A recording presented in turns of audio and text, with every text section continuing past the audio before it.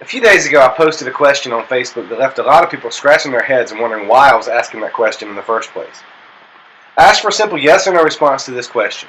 Should a person be held responsible or accountable for the transgressions of their parents? I feel like the answer to this question is no, and I've always felt like the answer to this question is no, but I wanted to see if I was crazy, so I wanted to do a little bit of independent research. I wasn't shocked at all to find out that 100% of the people who responded to my question agreed with me. Now today I'm going to tell you why I asked that question, but first I want to tell you a story about a friend of mine. My friend's 17 years old. He's the most hardworking and responsible teenager I've ever met. He's intelligent, he's generous, he's courteous, he's compassionate, he loves his family, and most of all, he just loves people. He works about 30 hours a week, but still finds time to maintain an AB average in high school and be very involved in his family, community, and church. He has a ton of potential, and he really wants to make something of himself. And this includes going to college to pursue a degree in the healthcare field. But there's one problem.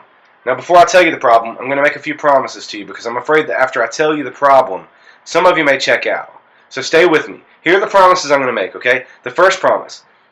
This video is not about asking support for any kind of immigration reform. Number two. This video is not about asking support for amnesty for anyone.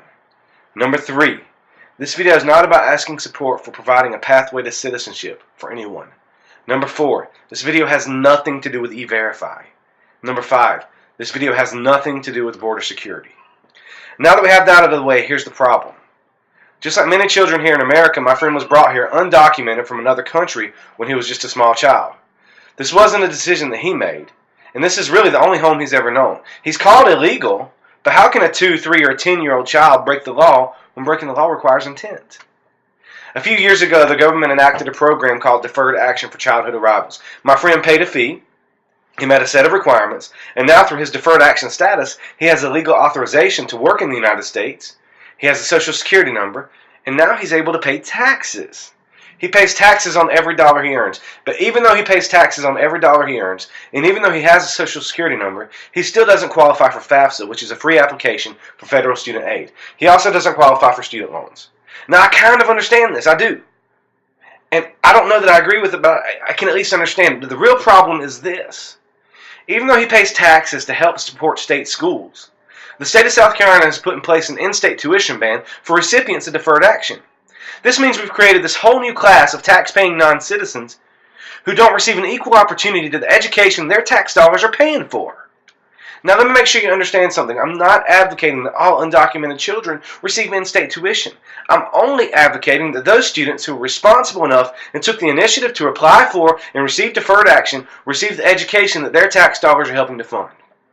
It's completely unjust and unfair that the United States citizen may or may not pay taxes, they can skate through high school with poor grades, and could even be a convicted felon, and they can receive in-state tuition, but the deferred action student can have straight A's, work extremely hard in high school, be a model non-citizen, and work extremely hard to help provide for their family while paying taxes to our government, and yet have to pay a much higher tuition rate. My friend wants to attend a technical school here in the upstate of South Carolina. For my friend, the great kid with a 3.8 GPA who works hard, pays taxes, this school will be $5,200 per semester. But for the slacker citizen with a C average who doesn't contribute to tax income, who could even be a convicted felon, the same school will be $4,000 less per semester at $1,300 per semester. There's nothing you can ever say to convince me that this is okay. There's nothing you could ever say or do to convince me that this isn't a human rights infringement. There's nothing you could ever say or do to convince me that these children aren't being punished for transgression that they didn't commit. Once again, this video has nothing to do with immigration reform, amnesty, providing a pathway to citizenship for anyone. It has nothing to do with E-Verify or border security. All I'm asking you to support is for these children who are tax-paying non-citizens to have an equal opportunity to receive the education that their tax dollars are helping pay for. And I'm going to ask you for your support in three very specific ways. The first way is just care. Consider how it will feel to be treated like a second-rate person in the only place you've ever known as your home.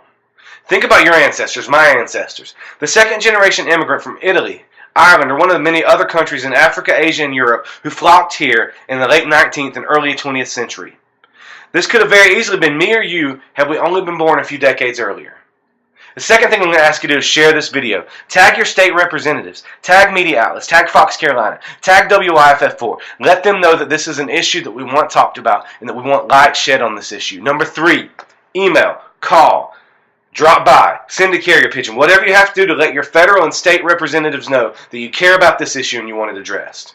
We have an opportunity to let our voices be heard. We have an opportunity to right a wrong. We have an opportunity to make a real difference in the lives of children who are used to being punished for something that they didn't do.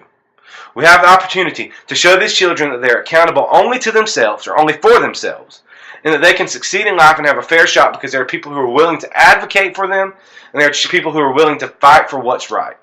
If you've made it this far, you've got to the end of the video, and I want to thank you for watching it. Even if you don't agree with me, thank you so much for watching this whole video. I sincerely thank you. If you agree with me, though, I want you to do one thing right now. I want you to hit that share button. Hit it. Ask everybody you know to hit that share button so that we can get this addressed and so we can have our voices be heard. Thank you so much. Have a great day.